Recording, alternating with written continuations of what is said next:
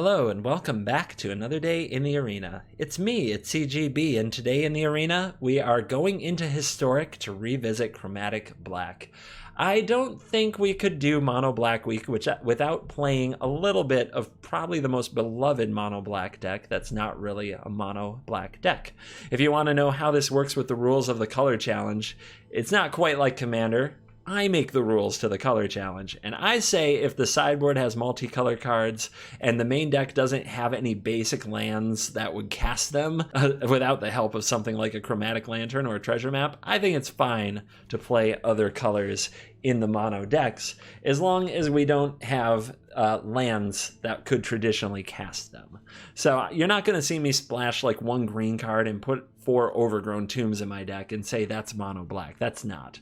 But when it comes to pulling stuff out of the sideboard with Mastermind's Acquisition and Karn the Great Creator, I'm game. So check this deck out. It is such a treat. We've got some early removal in the form of Cast Down and Legion's End and 4 treasure maps to try to fix our mana when we want to cast those multicolored cards, but mostly to fix our draw and make sure that we get to 4 lands and get to do our wacky things with some ramped treasures. Then Murderous Rider and Vraska's Contempt pick off all those planeswalkers that are oh so popular since War of the Spark makes up such a chunk of the meta. Having access to 4 Murderous Rider and 4 Vraska's Contempt means no planeswalker is safe, and we don't even have to play the Elder Spell main deck, but we do have one in the board. Cry of the Canarium, clean up all those early rush down aggro nonsense decks, and also a ritual set to do it as well. We have tutors to seek these out as well, and having Cry in the main deck seems to work a lot. For some reason, I tend to, like turn 5, right? You flip your treasure map, you have access to 7 mana, and that's where you can Masterminds for the Cry just before you're dead. Is how it typically goes for me. Then we also have Karn the Great Creator to get stuff out of the board. Mastermind's Acquisition can get stuff out of the main deck or the board. And we have Golos, the Tireless Pilgrim. Here Golos isn't searching up Field of the Dead like in Standard, searching up a nice fair card in Cabal's Stronghold, which creates a black for each basic swamp we control.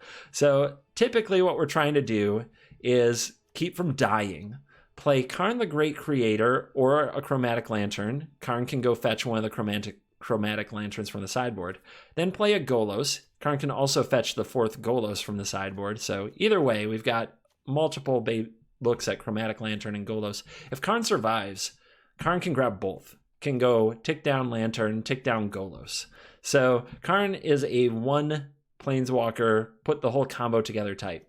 Once we have Chromatic Lantern and Golos, and we go fetch a Cabal Stronghold, we can use the mana to use the ability of Golos to go 3 deep and basically have an endless value engine.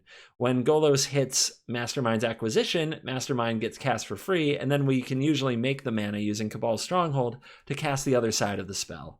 And of course, once we have a Chromatic Lantern, we have access to all the colors, so we can do cool stuff in the sideboard. There's a mix of artifacts to fetch with Karn, and a mix of spells to fetch with Acquisition, although Acquisition can fetch the artifacts too. Grafdigger's Cage is good against Experimental Frenzy and Reanimator decks. The Elder Spell cleans up those that go even hammer on planeswalkers than our Rider and our Vraska's Contempt can handle. Sorcerer's Spyglass sometimes just needs to shut something down, like a Field of Ruin or an Azcanta the Sunken Ruin. Unmoored Ego, get out of here, Nexus of Fate. Take a hike. It's not banned here. Don't forget that. Deafening Clarion. Sometimes you need a cheap sweeper, and Cry is too small, but you happen to have the Lantern. So you can, or you have the treasures from your treasure map, and 3 toughness is the magic number. That's where Masterminding for a Clarion can be very good. The Chromatic Lantern we talked about. Ixalan's Binding. Any permanent, lock it out of the game, potentially forever if the opponent can't remove the binding. Thought Distortion. Sometimes you just hit their whole hand. You just put them in the nasty chin lock type thing that you see in WWE all the time, and you face bend them. And remember, this spell can't be countered. So if the opponent lets you resolve your Mastermind's Acquisition thinking they'll just counter what you get, and you Thought Distortion them, it feels amazing. Godpharaoh Statue, just lock them down. You can get it with Karn, so it's pretty good. You can also beat them to death with it if you use Karn to animate it into a 6/6. Star of Extinction, goodbye Field of the Dead, Golos, and all your zombies, or, just all the planeswalkers, or the board with Galta on it, whatever. Star does it all. Banefire, the win con. If we're not beating them to death with Murderous Riders, a Banefire going over the top is usually how we win the game. Finale of Revelation. Draw a bunch of cards, untap a bunch of lands. It's very fun to untap your Cabal strongholds, activate them for more mana, and do it again. Keep it going, so to speak. Hydroid Crisis. Make a big monster, draw a bunch of cards, gain a bunch of life. There are times when this is better than Finale, but both are things that you usually want to fetch when you don't know what to get with your Mastermind's acquisition. And Field of Ruin. Sometimes it's turn 5, you don't have your land drop, you don't have anything to do. You can just search up your Field of Ruin, and it's also a good silver bullet against Field of the Dead, Escant of the Sunken Ruin, and other cards of that nature. So, that's the deck. I covered the spots, I covered what's in the deck. Ladies and gentlemen, let's dive in and let the nonsense begin. Okay, for those of you who might not know how to play Historic, since Wizards is kind of pretending it doesn't exist, you go play, you go to all if you need to, you pick your deck, and you hit play, and you enter the queue, and you see how long it takes to find another mad lad out there digging Historic. Is there anybody out there? Naxul. Let's go. His hand is slow. The slowest possible, I would say. But yeah, what have I got to lose? If I get run over, doesn't matter. Doesn't matter. We just find a new game. Legion's End. I'm ready. Give me something to kill. Bishop of Wings. Good target. Usually an important piece of the puzzle for the angel type decks, and this could be a very good matchup for us. Out of there. Oh, we didn't hit another one. There are 2 Hushbringers in the hand, which that's pretty interesting to play with a Bishop of Wings, as it would cancel that ability. Our opponent has Resplendent Angel on time. We have another Swamp. And now an Araya. Here it comes. Down to 15. So something's getting the contempt treatment. I'm not sure which it is yet. Let's see if our opponent commits anything to the board here. The Aurelia is more damage. And it targets itself, so yep, we'll say no to that. If they had targeted the Resplendent Angel, we would have targeted the Angel. Pretty much that simple. Here comes the Hush. A hush falls over the crowd. A pair of 1/2 lifelinkers aren't exactly a terrifying clock for me, but they do have lifelink, which can trigger the Resplendent Angel. So we could go get big mana.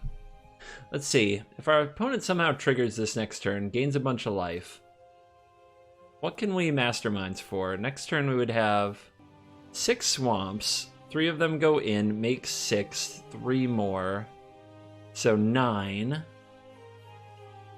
That's Mastermind for a 5-drop. And it would have to be black because we don't have a lantern yet. I don't think that's particularly great by any stretch of the imagination. Probably better to hold off and try to answer what the opponent's doing. Not to mention Golos here doesn't fetch anything because of Hushbringer. So let's try not to get got by that stupid card. Here's more contempt for you. Rude, I know. So, any follow-ups for the Angels? Nope, not yet, but there is a Chromatic Lantern, which we can play this. We can do this and head outside the game for something spicy. So Hydroid Crisis is one with a cast trigger, which gets around the Hushbringer. We could also blow up their land and Starve Extinct them, and then we're covered for like anything they do next turn. Could also exile their hand with Thought Distortion, which is pretty good if they somehow deal with the Lantern. I think I'll go with Crisis. I like the Crisis plan. Just giving something that's too big to Lava Coil, that can block the Hushbringers, that draws cards, regardless of their cool little ability. And the opponent says go. And let's do it. Hey, we found treasure map. How about that? So let's see, does the opponent have something? Oh, they have a Giant Killer. That's a new card to run in an Angel deck. Destroy target creature with power 4 or greater. Can tap target creature, Lyra. All right. Things looking live out here. Cast down off the top. I could wait for the giant killer to come down. Make that the thing that then I cry the Canarium, right? So until then, we can play this treasure map and say go. We've got some murderous riders ready to rumble. The Hushbringers aren't going to mess with it. Get the Lyra gone. Set an upkeep stop in case we decide to map there. Here's the giant killer. Max value for our cry of the Canarium. Ritual of Soot. Don't think I need you. It's probably not going to hit most of the cards from my opponent anyway. We'll go ahead and upkeep Scry to get another good card into our hand right away if possible. Don't need the land. Another Mastermind's acquisition, lovely. Alright, so now we can hit the Cry of the Canarium. Sweep those up. Let's not Mastermind just yet. I'm not quite sure what I would get, but I'll play out this Murderous Rider, which will make my opponent play their Lava Coil most likely. Bye-bye. Into the Exile Zone. See if we can secure a powerful card. I don't think another Lantern is what we need. It appears like the opponent's not going to interact with my Lantern. Here's Golos. The nonsense is truly beginning as we go and get the Stronghold to make a bajillion mana, and we can pass the turn. Good game. Perhaps the opponent planning to scoop it up here? And not willing to see what happens with the Mastermind and the Golos. Yeah. We've got the map into the Lantern start, which I love. We've got some removal in the Riders. Hopefully we don't get run right over here. And we'll see what kind of deck our opponent brought to the historic format. An Evolving Wilds. It could still be anything. Anything's on the table. Forest. Here's my treasure map.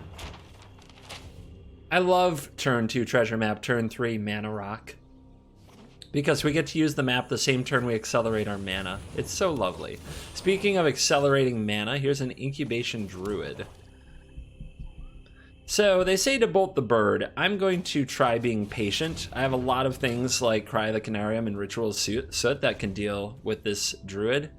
And the opponent can't Nissa off it, which is probably the most threatening thing these do. But let's see what they do for a turn 4. They might be able to punish me if they make good use of the mana here. Open the gates. Search for a basic land or a gate card. Okay. I don't know quite what's going on.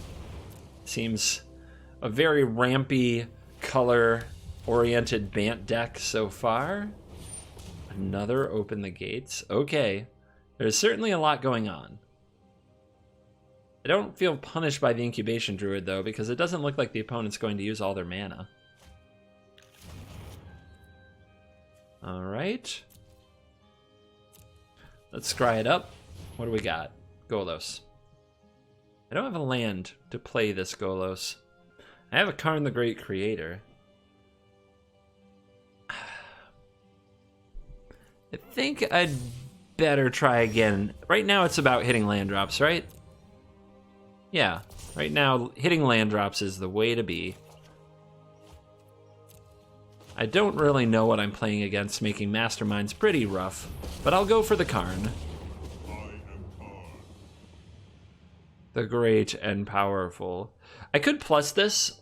If I minus it here, the opponent might actually play this forest, pump the Druid, and attack down the Karn. So I think plussing it's just a better play this turn. It'll discourage the opponent from making that Incubation Druid play. Lyra. Okay. I can kill that. 2 matches in a row against Lyra in Historic. People playing their 5 mana creatures. I'll keep the land. Hitting land drops here is clutch.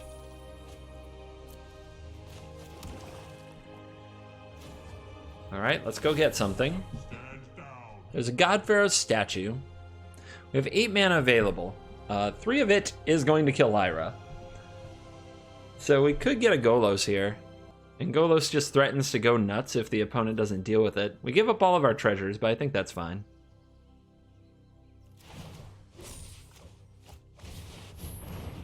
Da-da-da-da-da. Stronghold.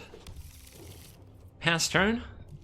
We've got the rider ready to go, depending on how the opponent wants to play things. We've got Golos activation ready to go, if given the opportunity. Well, that is huge as well. Opponent definitely into the funky stuff. I did not think to play around Ghalta by killing this on my turn. It appears I should have known better. Oh my lord. Let's make some mana.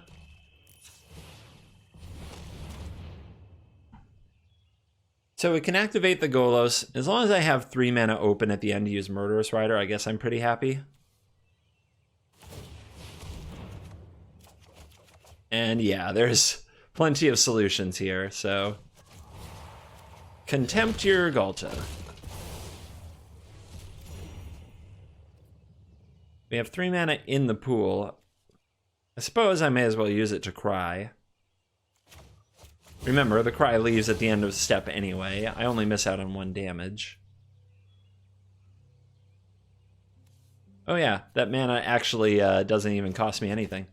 And yeah, let's go to outside the game and get ready for an absolute smashings. I love this. I just love this card so much. Alright. And then here, what do we get?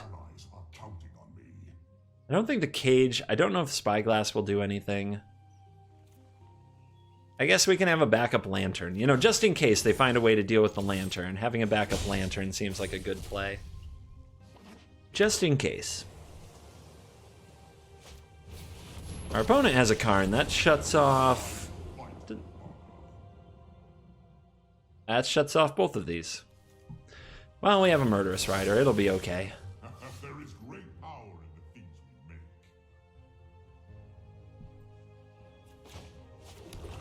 Alright, so first things first, lots of mana. Second, turn off your Karn, so I can has my Golos back.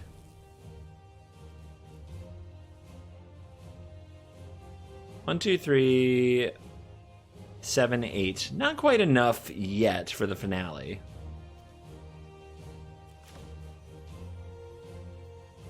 Let's just activate. Alright. Go get me more toys. The toys continue, and I guess I'll just set up with what's probably going to end up being the lethal. 1, 2, 3.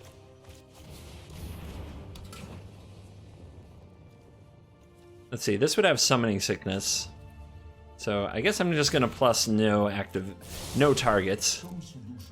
Otherwise, I could attack the opponent down with the lantern. Would have been glorious. Oh well. Life goes on.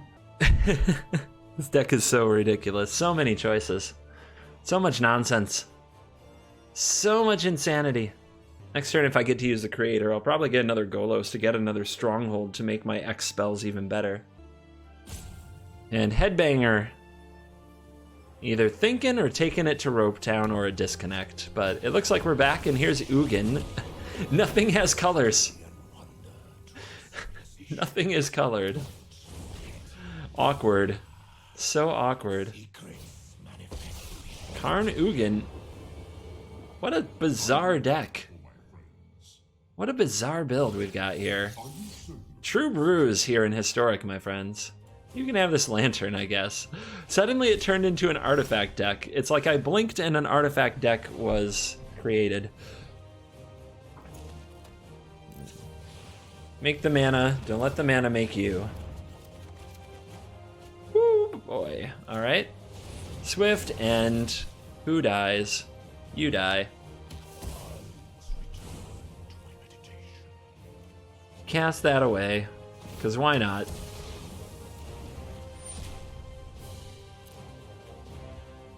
Here's a swamp. There's still a lot of mana here. Let's minus. I will not Let's grab this. Ooh, we can just hit the Karn, the Scion of hers. I don't run that card.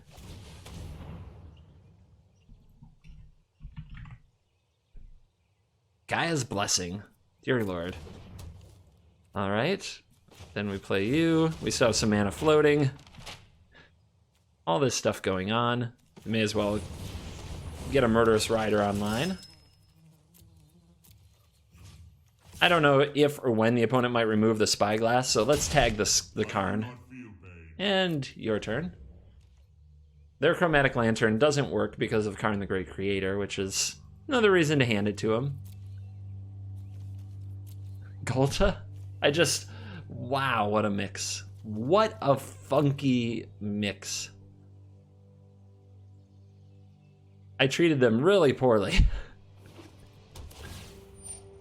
I don't think I want the upkeep stop for the treasure map because we're going to make all that mana with Stronghold and then we always need a way to sink it. Scry to the bottom.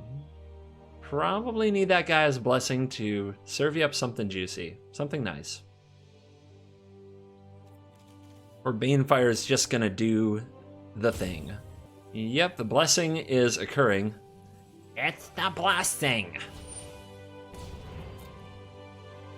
Gotta get in the spirit of Christmas, which is always the National Lampoon's Christmas Vacation here at the CGB household. Legion's End doesn't really do anything for me here. Another Golos. Are we there yet? I think we can finish this game.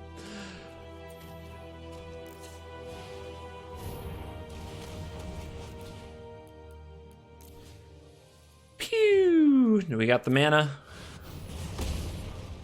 All right. Finish it. Spicy brew. Mono black too strong.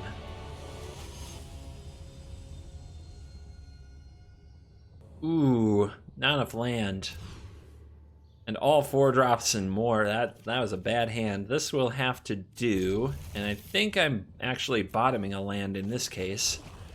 Trying to find more with the map. And hoping we're not dead at that point. Fabled Passage. Search for a land. It will be tapped. Has to be basic. And it's a Plains. Second Golos, not the greatest draw. Pretty rough. So now we're trying to scry our way to land and just get our engine going, and hopefully the opponent doesn't kill us while we do it. So far they're off to a slow start. They're giving me a chance, and the deck is cooperating, putting lands on the top. I don't know that I actually want to play the Karn, especially if the opponent passes. I think I want to keep scrying and keep hitting land drops. Okay, would have worked out anyway. But yeah, I'm more in the mode of like, let's get our treasure map flipped and try to make sure our Karn resolves. Opponent might be on some kind of blue-white control, and without duress in my deck, I'm not really sure what the heck I'm supposed to do about it. Rude. Brazen Borrower, bouncing the treasure map so we never get to flip it. All my work, undone. So rude. Another Fabled Passage setting up the blue-white list. I suppose we'll try for a Golos now. See what kind of a draw-go counter nonsense they're playing. Nothing. Okay. Get me a Stronghold. The opponent is impressed by my Cabal Stronghold Golos strategy. Did they assume it was Field of the Dead with my 5 basic swamps? Because it's not. The Borrower gets brazen with it. The Prison Realm takes the Golos down. So rude. So rude. And scries to the top, must be nice. Let's crank some mana. Play another Golos. Go get another Stronghold. And use the bonus mana to treasure map it. The opponent may well have another answer to this Golos. They did scry to the top after all. So now what? Ixalan's Binding? Oh god, so rude. Alright. Well, we drew a Cry of the Canarium. Let's see what we can do mana-wise. It's a lot of mana. 7, 8, 9. 5 mana left. Do not talk to me of pigeons. My grief fuels my mission. What do I get? The Golos can't be played because of Ixalan's Binding. Grafdigger's Cage doesn't do much. The statue's interesting. The Lantern turns on all the colors for when we Mastermind. I guess that's what I need. And then we play you. And we play you. And we get that Borrower off the field so that the Karn can't be attacked. And we say go. And we try to figure out... I guess we need Mastermind's Acquisition for our own Ixalan's Binding to get our Golos back. Jail City. Jail is the name of the game for our opponent. And the scry to the bottom. Alright, let's work this mana. No. Having a backup is considerable, but we need action. We need things that we can play, and we don't have it. All this mana and nothing to do. Uh-huh. Let's slow this down. Our opponent is committed to being as annoying as possible. Like, they have sold out on being obnoxious. Oh, I've done. Mm-hmm.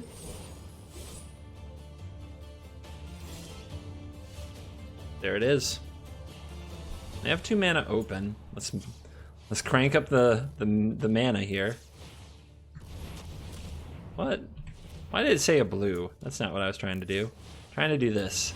This little color wheel thing gets a little wacky. I think I'll take kind of the safe route and see if my opponent's holding that Dovin's Veto kind of nonsense. Really should have seen that coming.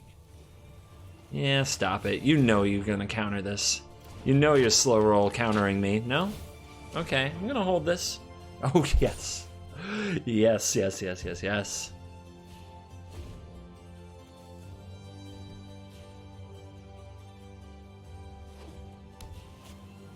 Sahili.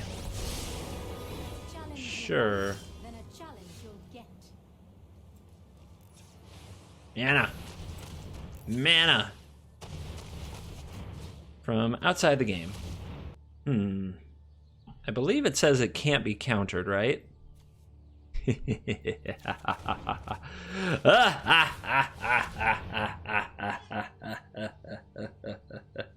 Exile their whole hand right through their counter magic. Now, they can play a veto here to make a 1/1, and they should if they have one. But I think that they let me resolve that Mastermind's Acquisition, thinking we'll just counter what my opponent fetches. That's not a good strategy, folks. Maybe there's a Brazen Borrower. Okay, there's a Brazen Borrower. That's obnoxious. 2 time wipes and a Deputy of Detention is still hanging around. And a Glass Casket. Alright. Well, it certainly slowed their hand down a bit. Look at that. This is as genius does. Get that damage in, I guess. Deputy my Lantern? Sure. What is this? Ritual of Soot I think I have in the deck? Easy money.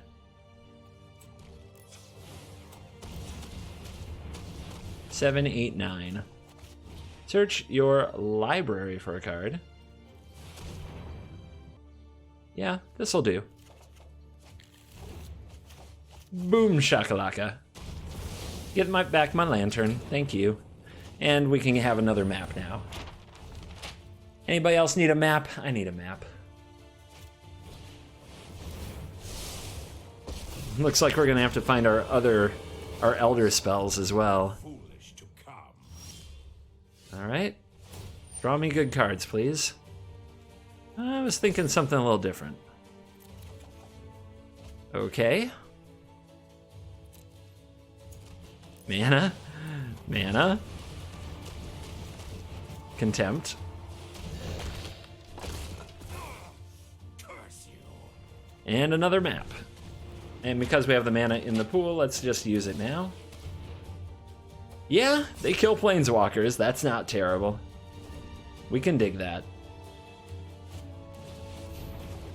Another deputy? Sure. Okay. What is this deck? It is so weird. Deputies and time wipes and Saheelis.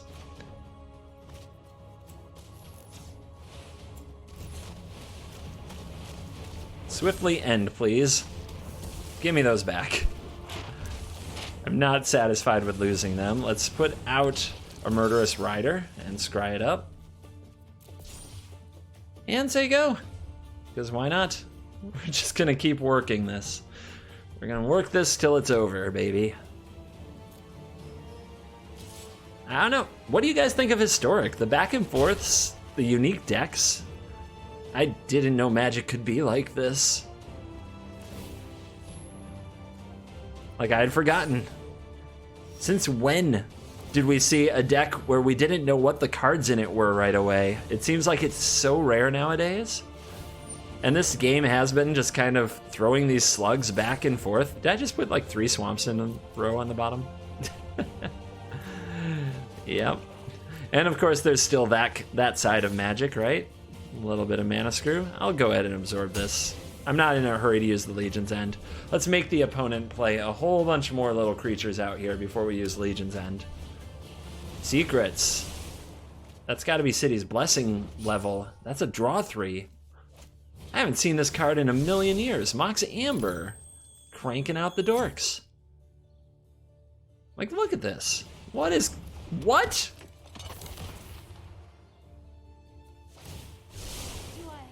Is it legendary?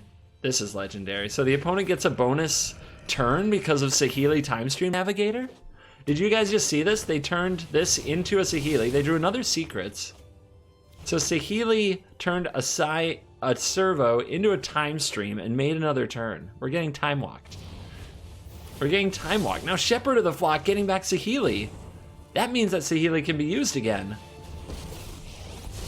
I mean, what is going on? You're right, I've never seen anything like this. And another, okay, that's not another Shepherd, it's just hard cast the Shepherd. And they say go. Did these all have Summoning Sickness? No, these didn't. Maybe our opponent, no, you had the mana, I think. Maybe they were short 1 mana to take another turn. Anyway, it was cute while it lasted. Cry. I feel kind of bad about it. Not gonna lie. Maybe they can still go off. Now that I know that they're a combo deck, they scare me a little. I don't think I can get this card into my hand.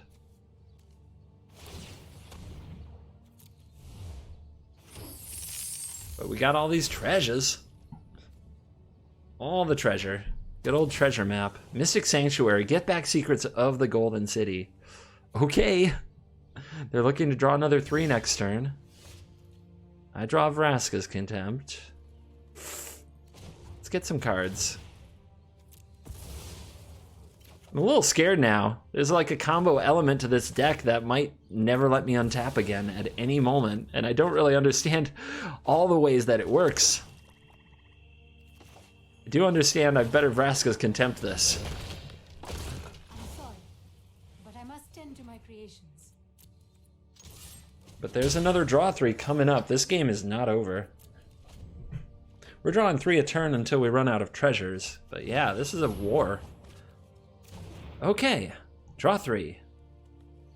Now what do? Bacon. Interplanar Bacon. Gains a life whenever you play a Planeswalker. Realm Cloak Giant. Give him the hand, baby. I don't have an immediate answer to this when the opponent plays the 7/7. This goes to the bottom, so it gets shuffled back in, probably. And right to the top. Alright. Keep the cards coming. I'm trying to keep the cards coming. The opponent might have something for me. Do you think they have a counter? There's nothing counter-wise that they couldn't play and still hold mana open. So I'm probably just supposed to push this. They'll counter something at some point. It can kill their Mox Amber. Let's make some mana. Here is a treasure map. Would you like to counter it? No. Here is a Karn, the Great Creator. Would you like to counter it? The opponent still hasn't countered anything. Alright. Well, I think we tutor. I'm not worried about the Mox Amber right this second. But let's tutor. My purpose is greater than myself. I'm gonna statue them. Meet my statue. There are many like it. This one is mine. Spells your opponents cast cost 2 more, so that's groovy. They also take a point of damage every turn. It at least puts them under pressure from a weird angle. And on end step, what do you got? Take 1. Yeah, 17 turn clock. Be afraid. All right. So the opponent is using Shepherd of the Flock to get back a Prison Realm. Then what they're going to do is they're going to play the Prison Realm targeting the new Karn, because what it's going to do is remove my Karn. Because they legend rule. So this is a neat trick you can do when it comes to bouncing your when it comes to bouncing jail enchantments like this and using them on legendary cards. Pretty neat little trick.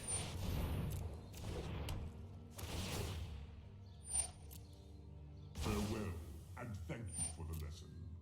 It does solve the Karn problem. And they kept on top.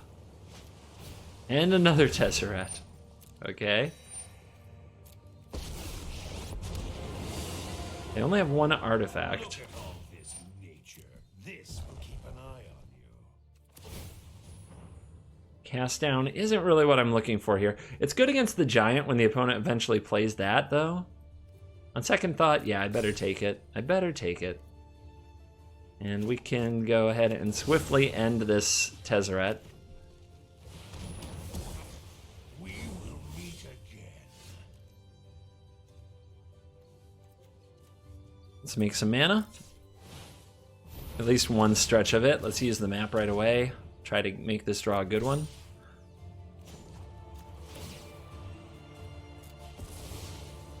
Just going through the deck, baby. Karn returns. Defend my allies. So there's a Sorcerer's Spyglass. I don't really see anything here that is worth that. I can make a 6/6 and smack my opponent with it. Is that the play?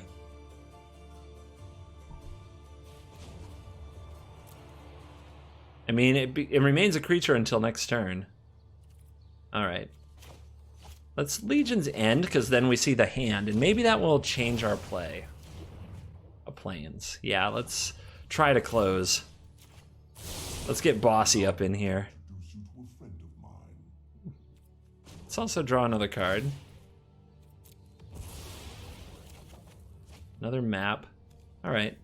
We'll go ahead and make the mana then. Holding up a cast down should be legit.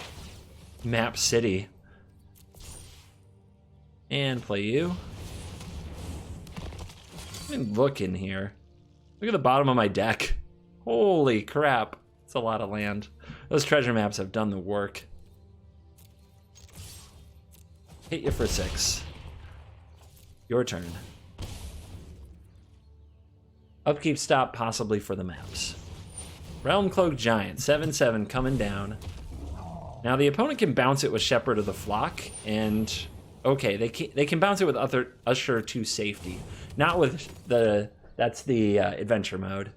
Sometimes I really mess up on adventure cards of remembering which part the opponent's going to use. All right, they scoop it up. That was a battle. We battled. We certainly battled.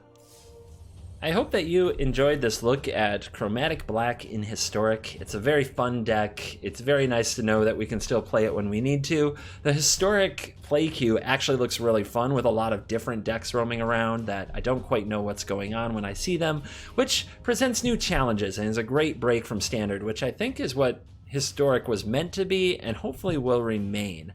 As soon as there's a competitive ranked queue or events, maybe people will work on breaking Historic and you can net deck Historic, but it's kind of kind of weird, right? To see the world without net decks and see how great it is. And then we dive back into standard and we all kind of participate in the net decking culture to some extent. We have to. We know what to beat. We know what is best. And when we want to win, we have the ability to copy or slightly innovate with very minor tweaks to an existing shell. But in a wide open landscape, anything's possible. Good stuff. So yeah, thank you for watching this video. Goodbye, Mono Black Week. Coming up next, thanks to your votes on my YouTube poll, is Mono Blue Week. But Mono Black Week has been a blast. Thanks for supporting the new format. Watch time is what it's about. If you enjoy the format, make sure to leave me a comment and make sure to watch the videos, because that's what it's all about. If the watch time is good on this format, I'll keep doing it. One more time, thank you for watching this video. As always, I will see you in the next video. Goodbye.